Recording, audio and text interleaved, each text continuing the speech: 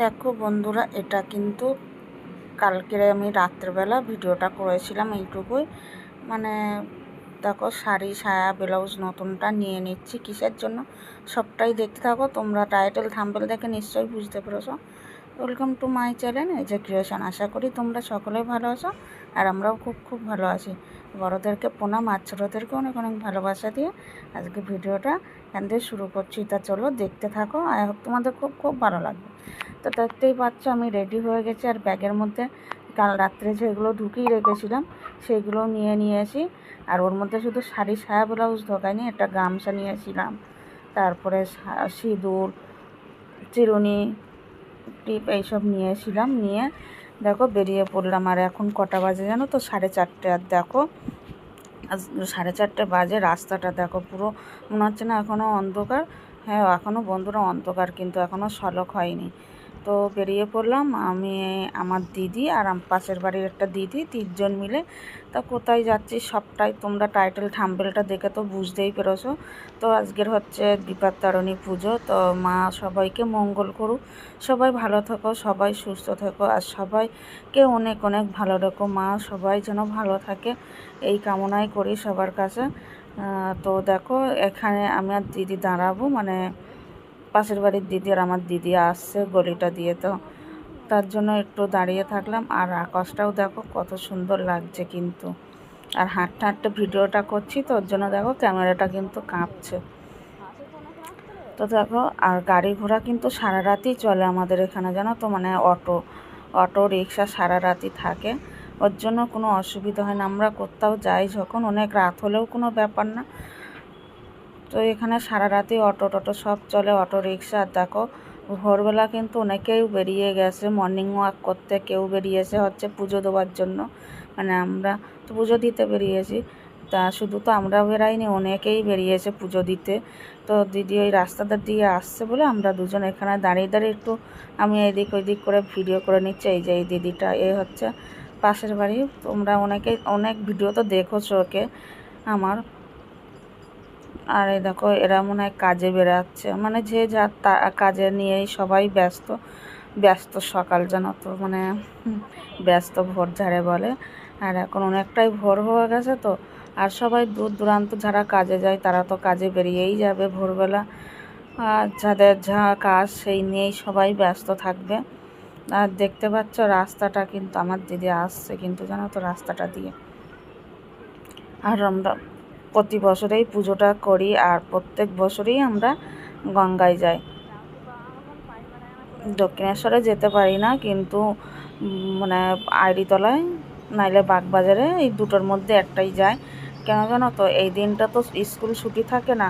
এবার আমাদেরটা যদি ভোরবেলা বেরিয়ে যদি পুজোটা দিয়ে আমরা কিন্তু 7টা 7:30টার মধ্যে ঘরে ঢুকে যাই, তাহলে কি হয়, ছেলের স্কুলটাও কামাই হয় না, ছেলে স্কুলেও যেতে পারে, টিউশনিগুলোও কামাই হয় না।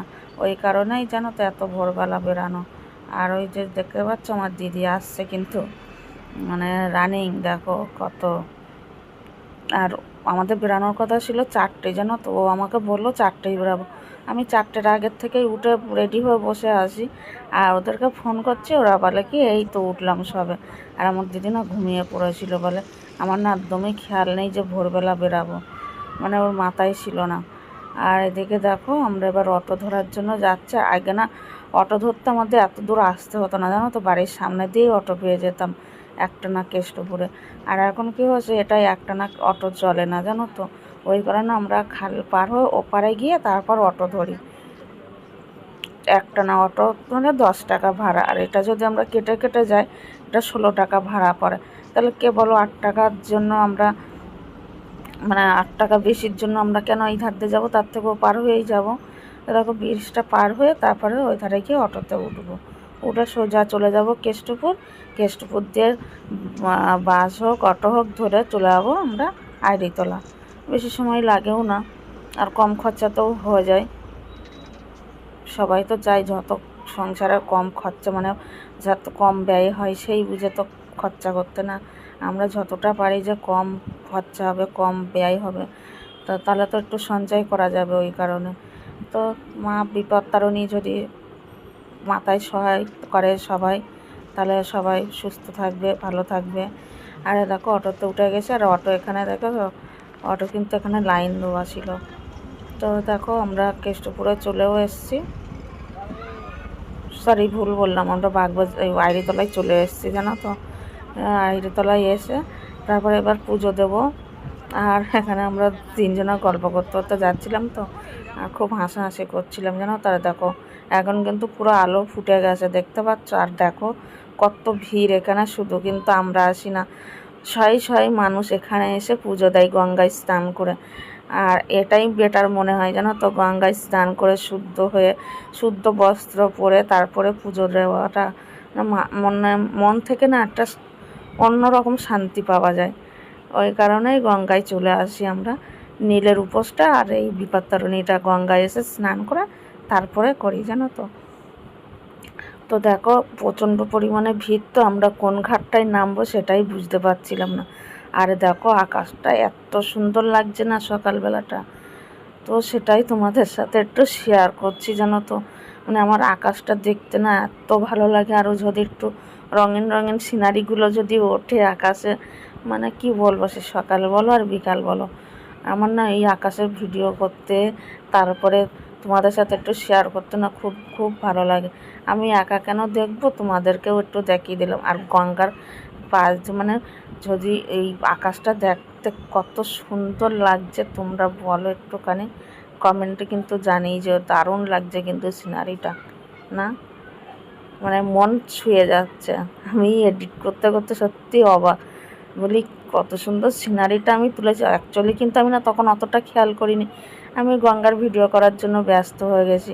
আর আমার দিদিকে আমি স্নান করছি যখন, তখন বললাম তোর ফোন দিয়ে একটু ভিডিও কর, ও না বুঝতে পারিনি, ও না ফটো তুলে রেখে দিয়েছে। তো ফটোটা লাস্টে তোমাদের সাথে শেয়ার করব, মানে আমি স্নান করছি সেই সময়। আর ও জুম করেও ভিডিওটা করতে পারিনি জানো তো। তো কত দূরের থেকে ভিডিওটা ওই ফটোটা তুলেছে, তো বোঝাই যাচ্ছে না যে আমি কোনটা।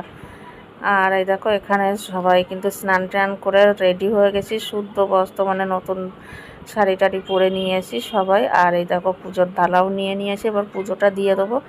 আর শান্তিপূর্ণভাবে পুজো দিয়েছি জানো তো। এখানে অঞ্জলি দিয়ে তারপরে যে ব্রত কথাটা শুনে না, ওটা মানে এর অনেক একটা কাহিনী আছে জানো তো।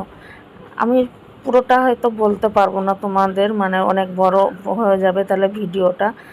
যে এক রাজার রানী, মানে রানীর বাড়িতে মুসলমান পুজো দিতে আসতো, তা উনি বলেছিল যে গো মাংসটা কি তাহলে নিয়ে এসো, একদিন গো মাংস দেখবো রান্না করে।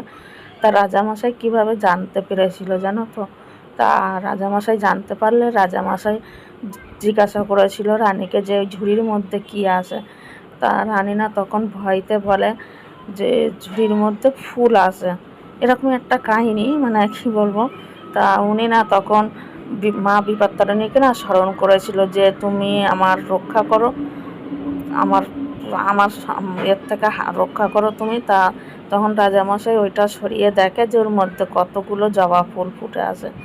তো সেখান থেকে এই বিপত্তারিণী পুজোটা চালু হয়েছিল। আমি না সম্পূর্ণভাবে বলতে পারিনি তোমাদেরকে জানো তো, অনেকটা বড় হয়ে যাবে। আর দেখো আমাদের পুজো দিয়ে তারপর আমরা বাসে উঠে গেছি বাড়ির উদ্দেশ্যে। আর এই দেখো 7:30টার মধ্যে আমরা কিন্তু বাড়ি চলে এসেছি। আর এইবার আমি এই ড্রেসগুলো চেঞ্জ করে তারপরে নেমে যাব যুদ্ধক্ষেত্রে রান্না করতে জানো তো। এই যে রান্না করতে বসে গেছি, নাইটিটা পরে নিলাম আর একটু চোখে মুখে জল দিয়ে আসলাম, অনেক ভোরবেলা উঠেছিলাম তো। তো দেখো ভেন্ডি ভাজা করবো, আর ডিম নিয়ে এসেছিলাম যে আলু দিয়ে ডিম দিয়ে রান্না করব। তা আলুটা বাড়ান তো সেটা আমার মাথায় নেই, রান্নাটা চেঞ্জ হয়ে গেল, ভেন্ডি আলু ভাজা করলাম, ডিম সিদ্ধ দিলাম আর ডাল করলাম। আর তারপরে দেখো সমস্ত কাজ বাজ গুছিয়ে নিয়ে কাঁচা ধোয়া ঘর মোছা সব করে নিয়ে তারপরে পুজো দিয়ে দিলাম। ঘরেও তো পুজো দিতে হবে না। আর আসার সময় ফুল নিয়ে এসেছিলাম, তা দেখো ফুল কত টুক করে। আর এইদিকে দেখো কাঁচা ধোয়াও হয়ে গেছে, মানে শুকিয়েও গেছে, কিসে কুসে তুলে নিয়ে এসেছি। আর সারাদিনে তো খেতেই হবে 13টা লুচি, আর তার সাথে কি খাওয়া যায়, তা মটর নিয়ে এসে ভিজিয়ে রেখেছিলাম কালকেরা। আর এখন আলু দিয়ে একটা বানিয়ে নেবো ঘুগনি মতন, আর নিরামিষ ঘুগনি জানো তো তোমরা কেমন লাগে। তা রান্না যখন করতেই হবে করে ফেলে। আর এই দেখো প্রেশার কুকারে ছিটিও পড়ে গেছে। তো এবার রান্নাটা সেরে নিই। আর ভিডিওটা না বেশি বড় করবো না, অনেকটাই বড় হয়ে গেছে জানো তো। ময়দাও মাখা হয়ে গেছে, তা মাখানো থাক, ততক্ষণে তরকারিটা করে নিই। আর বন্ধুরা, তোমাদের আজকে ভিডিওটা কেমন লাগলো লাইক কমেন্ট শেয়ার করে দিও। আর যারা আমার নতুন বন্ধু আছে এখনও পর্যন্ত আমার ব্যাগ পাওনি, তারা কমেন্টে লেটার রেখে যেও প্লিজ। আমি না বুঝতে পারছি না, তোমরা এইভাবে ভিডিওর মধ্যে কমেন্ট করছো, কমিউনিটিতে কমেন্ট করো। আর এই দেখো ঘুগনিটা প্রায় হয়েও গেছে, নামিয়ে দেবো। তো নিরামিষ ঘুগনি হলে কী হবে বন্ধুরা, অসাধারণ হয়েছিল, কিন্তু খেতে একটু ঝালটা কম হয়েছিল ঠিকই, কিন্তু জাস্ট খেতে ফাটাফাটি হয়েছিল। তো চলো এখানেই শেষ করছি আজকের ভিডিওটা, দেখাবো তোমাদের নেক্সট ভিডিওতে, ততক্ষণে ভালো থেকো।